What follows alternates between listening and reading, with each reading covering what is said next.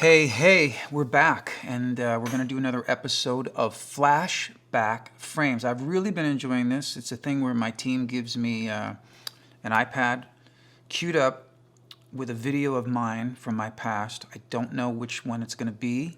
It's always a surprise, and I'm just going to weigh in on it, give you a little commentary, maybe some behind-the-scenes stuff. Let's see what today's episode is. Oh, okay. See the smile on my face? So Angelia, this song is called Angelia. I got a smile on my face for a bunch of reasons. Of all of my hit songs, I think it's still my favorite. I wrote the song by myself. I was really proud of it when I wrote it.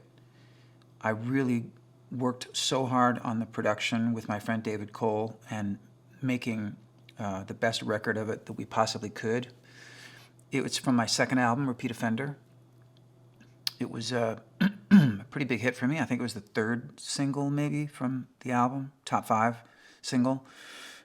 Every night, even now in 2025, I look down at my set list in concert and I see Angelia written out because I do the set list every night. I get excited to play it. It's a song that I sound so egotistical. No, sometimes you just have songs that you personally really enjoy, even though you created them. The backstory on the song, real quick, is I wrote it really just as a song of love and loss. And it's not really much of a storyline in the song. It's really just a relationship song about somebody who left me. I don't really spell out why we're not together anymore or why she left. Just where you run into now, like maybe she just had a problem with commitment. The thing about this song is I wrote the entire song, music and lyrics, and it was all finished except for the title. I knew that I wanted it to be a girl's name because I think that when you're a rock singer, you have to have at least one song in your repertoire that's just a girl's name. And I hadn't had one yet, but I wanted the name to be different and beautiful and memorable, and needed 4 syllables, da, da, da, da. So I wrote, all I had was da, da, da, da, where you run into now. That's all I had. So I needed the da, da, da, da, and I knew that was going to be a girl's name. And it took weeks and weeks, and I was looking through books of names, like when you name your kid, and I couldn't find anything that just was it. And my band and I were on tour, and we were on this horrible flight, exhausted, probably hungover.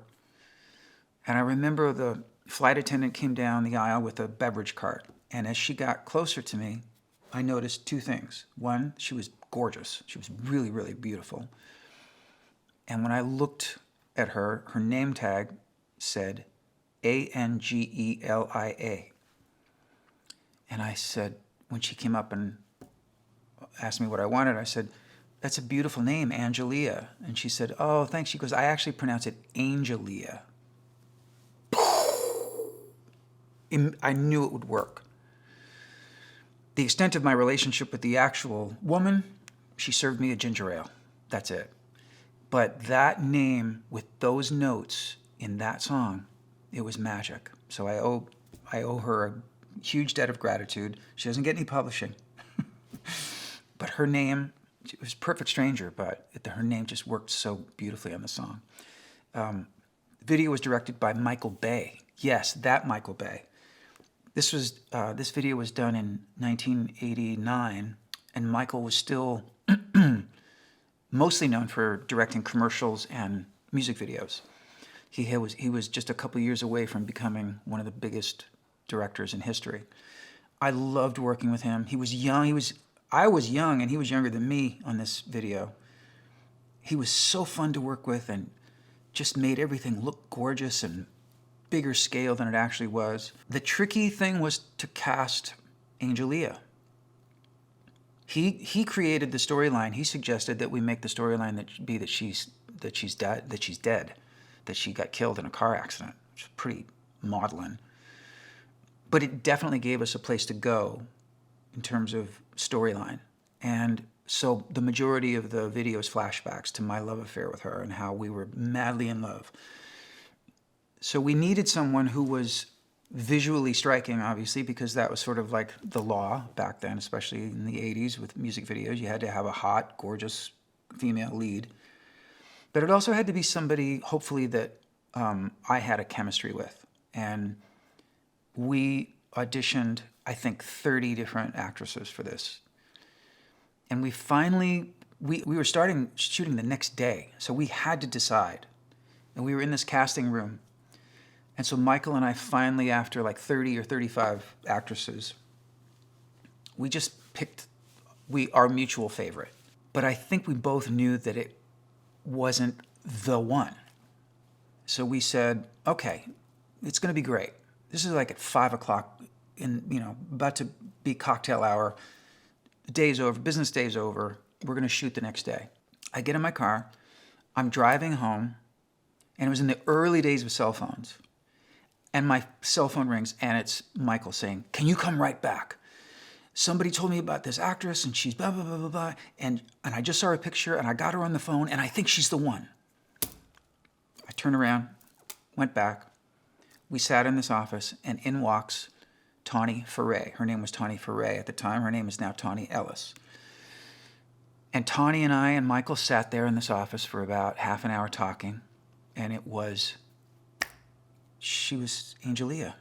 Like the minute she walked in the door, she was this person. She was this character. And it was one of the most enjoyable video shoots. Like I've said so many times, I generally hated making music videos. This one was really fun because Michael was such a pro and because Tawny and I just, you can see it. We just got along really well. We were flirty with each other. It was just so much fun. And she's a really, really talented singer-songwriter in her own right.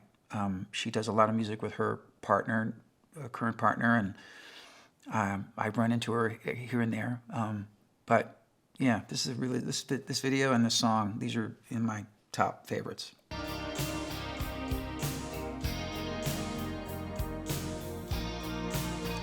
We shot this in this little town. I can't remember the town, like 2 hours outside of LA.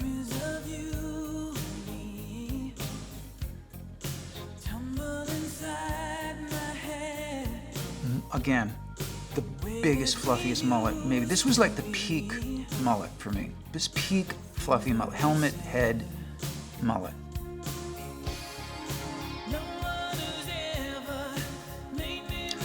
Those pictures, the pictures that are on those pictures right there, that are on the little bureau.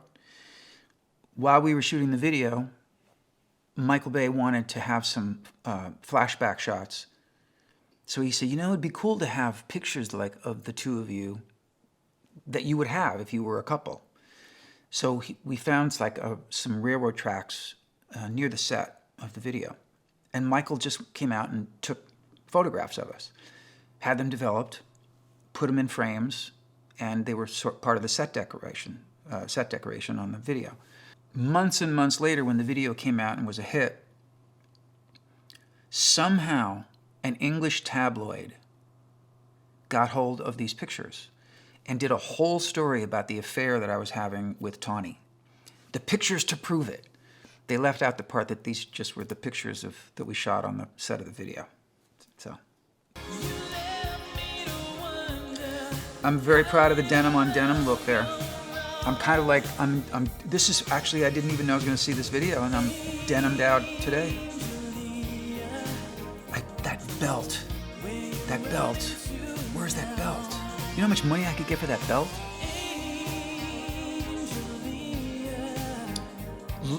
The way she lit up when the camera was on, when the red light on the camera went on, Tawny, she was just magic.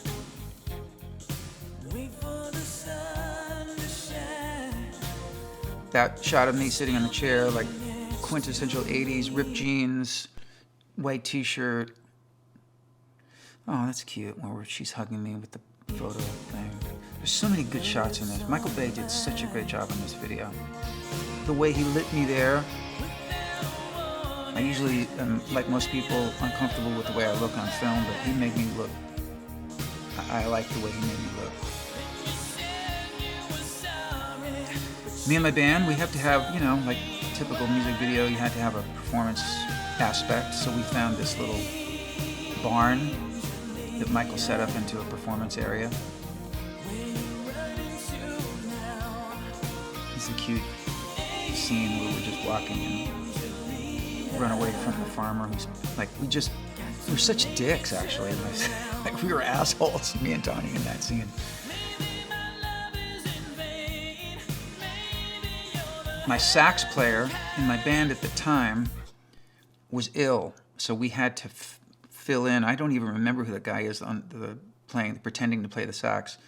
You know, he's in this video that got so much play, and I had no idea who he was then, and I have no idea who he was now, but he's in my video.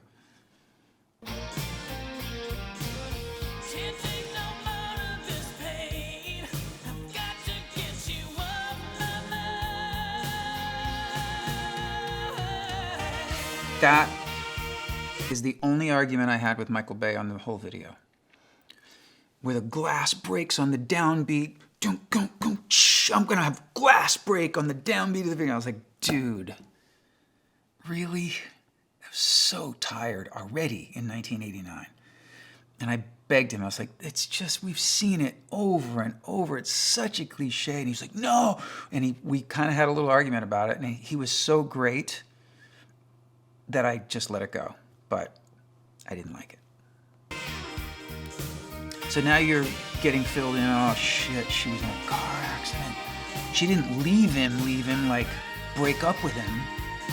She was in a car accident, man. Look at this sad, oh, and that shot, that was actually a great shot where he has the EMT, like just give a look like, oh, there's nothing we can do. It's like, oh, heartbreaking. But then let's cut back to my band. Oh, that's a great moment with me and Tawny. So Michael Bay had me and my band performing the song, and then he said, I want to have another setup where it's your band and girls, your girlfriends, just hanging out. And so there were some other actresses brought in and extras brought in to portray the girlfriends of my band. And he had a shot of me sitting with Tawny next to me. And he came over to us and he said, I just want to capture, so I'm just going to shoot you guys. I'm going to keep moving around you and just be playful. And maybe, you know, Tawny, maybe whisper something to Richard. Just, you know, playfully. I can't repeat what she whispered to me. But if you go back and rewind and look at my face, she whispers something to me. And then you see my reaction. Use your imagination.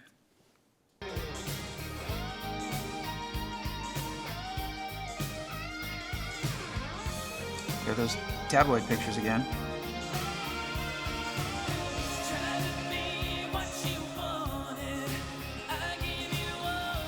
It's Michael shooting me in a mirror, which is weird because it makes it reverses your face, which is like same thing with selfies. It's like your whole aspect ratio is off.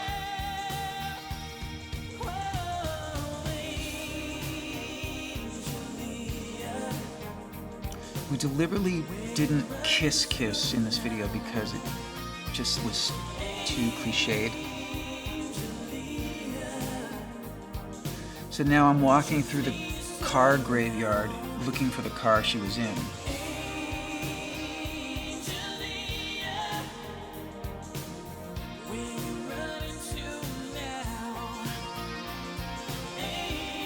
I look like I have a dead squirrel on my head.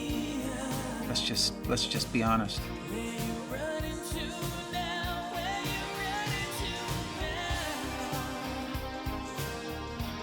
And then Michael said, I'm going to shoot you through this broken glass, and I want you to just be in the moment. I want you to be an actor. He said, in this moment, you're not going to be a singer. You're not going to be Richard Marx, the pop singer. I need you to be my actor. And I'm going to stay on you, and I want you to take your time, and I want you to be thinking, and I want you to put yourself in that place. and then I want you to look up through the glass and think that you see her. And that's this moment. Where he goes, now. I mean, looking back on it now, it's cheesy because it's so old, but I really thought this was a great video. And it was all because of Michael and Tawny. And the cinematographer, who was fantastic, and it's a good looking video. I mean, it just looks expensive, and it was. But I feel really honored that I got to work with Michael Bay before he became the superstar that he became. And I absolutely loved making that video with Tawny and the gang. I think we have some, I have some behind the scenes footage that we'll maybe throw into this bit where you can kind of see us on the set. But it's one of my favorite songs I ever wrote and one of my favorite videos I ever made. Here's the outfit, ladies and gentlemen. That's Angelia right there. That is the Angelia. Our distinguished wardrobe and makeup personnel right here, right now. The late Pamela and Elizabeth. The late. The late. We were Jill. Late great. That's the first scene you see me in after I die. Yeah?